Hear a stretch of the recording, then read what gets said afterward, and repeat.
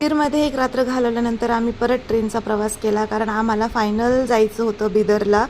तर बिदरला जाण्यासाठी आम्ही ट्रेनमध्ये बसलो होतो आणि फायनली आम्ही बिदरला पोचलो.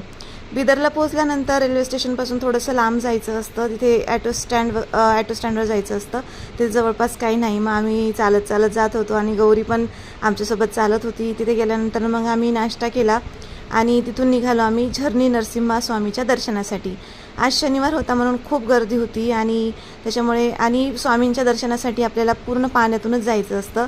ह्या भुयारामध्ये पूर्ण पाणी आहे आणि ह्या पाण्यातूनच आपल्याला स्वामींच्या दर्शनासाठी जायचं असतं. थोडंसं दूर आहे, म्हणजे 600 मीटरपर्यंत तरी आपल्याला चालत जावं लागतं पाण्यातून.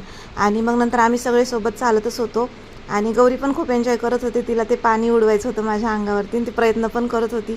तर असं सगळे सोबतच आणि गर्दी असल्यामुळे खूप उशीर लागत होता दर्शनासाठी. तरी सगळे आम्ही दर्शनासाठी हळूहळू असं गेलो. त्याच्यानंतर मग आम्ही बाहेर आल्यानंतर गोमुखाखाली आंघोळ केली आणि जेव्हा आम्ही आंघोळ करत होतो गौरी मामाकडे होती आणि ती आम्हाला बघून रडत होती. मग तिला समजवण्यासाठी मामाने तिला या कारमध्ये खेळायला बसवलं.